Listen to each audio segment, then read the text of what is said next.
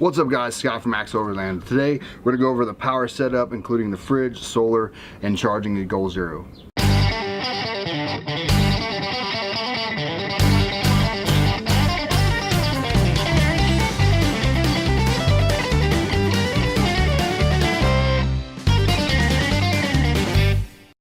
Alright, so I've been out camping a couple times with this now, and I've used it on a daily basis, and I gotta say that I'm pretty happy with my setup. You'll never be completely happy probably, but so far this thing's doing great. So what we got is the Goal Zero Yeti 400. We've got the Dometic CFX 40W, so W Wi-Fi. You can control it with your phone. A 100-watt flexible solar panel with adapters, which we'll get to in a minute. I bought a 30-foot or a 10-meter extension cord for the Goal Zero power. Again, we'll show you what I use that for. And then we've got an inverter, just a 300-watt inverter that plugs into the Jeep. So we'll tie that all in and how we use it. All right, so first up, let's talk about the Dometic CFX 40. So basically, I pre-freeze this before I leave. So say if I'm leaving Friday, Thursday night, I'll plug it in the house and I'll set it to like freezing, whatever temperature. Like for me, it's 5 degrees Fahrenheit. I'm not sure what that equals to the Celsius. I'll put it over here, but I'll set it to that with a couple big bottles of water in there, and that way you always want to have drinking water anyway. So I'll drink a little bit out of the top or pour a little bit out, and I'll have those freeze in the back. So they freeze along with the fridge.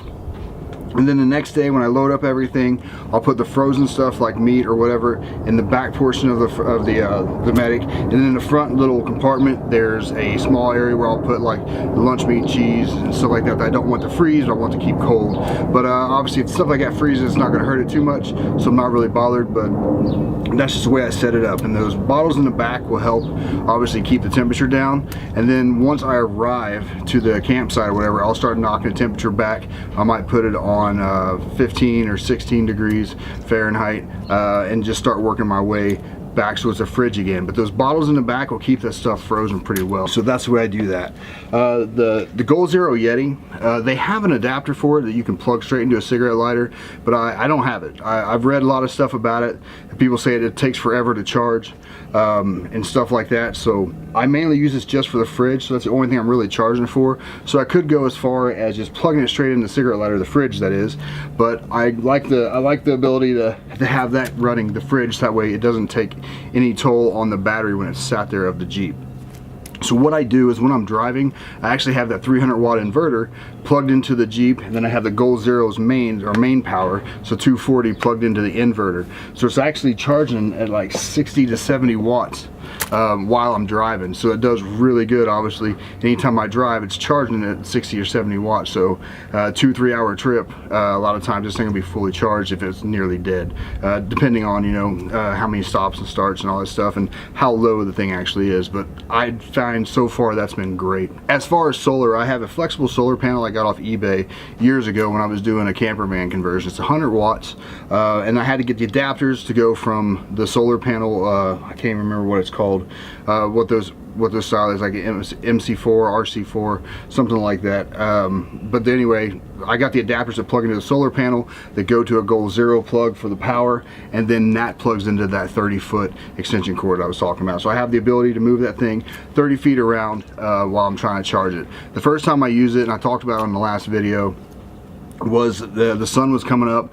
I would just put it on the bonnet or the hood of the Jeep and let it collect the sun there. It's getting like 15 to 20 watts or whatever, and then as the sun moved, I just moved the solar panel around the Jeep, hung it off the back of the awning, caught some rays there, and just so that way having a flexible panel, to me it's a bit easier because you can move it and shape it. Like I've even done it where I've had it sat in the windscreen of the Jeep, so it's sat there basically like a wind shade catching sun as it sits there in the parking lot or something like that. So a lot of versatility with the flexible screen, for me at least, for the flexible charging panel. So overall, like I said, I'm really happy with the whole setup.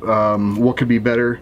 If I had a 12-volt source in the back that was separate, if I had, I could put another battery on the side of the Goal Zero on both sides and have even more capacity. But for what I'm doing the weekends away, this thing's doing great.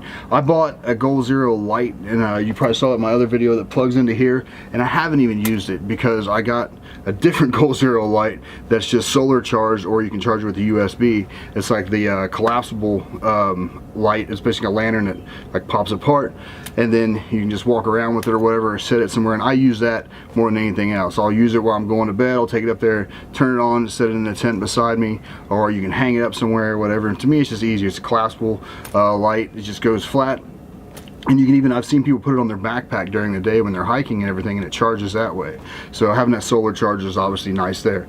I think as I get more comfortable with my setup and I actually get a setup that's really functional, because I haven't got there yet, I'm getting there. I'm about to order another awning, but we'll talk about that in another video. So for the Goal Zero Light of Life light that I bought, I do think there's still a use for it. So far, both times that we've been camping and we didn't really hang out any awning, we were hanging out around the fire or something like that. But if it comes to the bad weather, rain or something like that, that's during the nighttime, it'd be nice that that Light of Life 350 that I have would go great for that. You just hang it up in the awning and you got a little bit of light.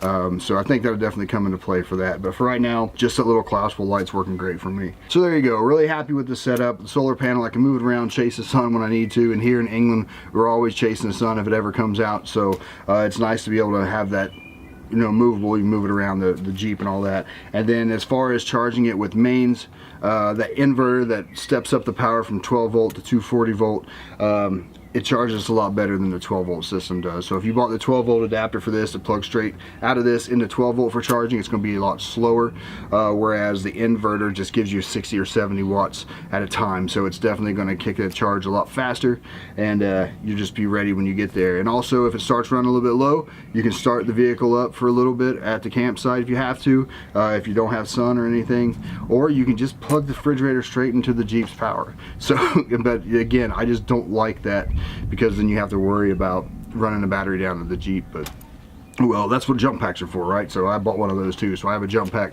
just in case I can jump the Jeep in case it all goes wrong and it all dies. But always good to have options and a way out, because I plan on doing this a lot by myself, and that's why my setup's changing. So the 270 awning, I'm going to keep it, but I don't think I'm going to use it as much as I will my 2-meter awning that I'm ordering from Tough Trek, just because I can do that by myself, set it up and be away, you know, if I have to. Bugs. So if I want to leave, I can set it up, I can take it down a lot easier. The 270 awning was a nightmare to set up with one person. 2 people makes it pretty easy, but one person is just near impossible. You can do it, but stuff could get damaged, so it's not really worth it. I damaged mine trying to do it by myself. Nothing major, and I've got a new part coming that's going to fix it anyway, but there you go. It's just going to be easier, I think. But not to get it in again, that's a whole separate video, so I'm not going to get into that there. But just know that my setup for camping is changing drastically, so stay tuned. If anybody wants to buy a rooftop tent, check out my Facebook page, Axe over there. Well, there you go. Loads more to come. Lots of videos coming up for trips, as well as gear and setup and all that. So stay tuned. Make sure you click like and subscribe, and we'll see you out there. Later.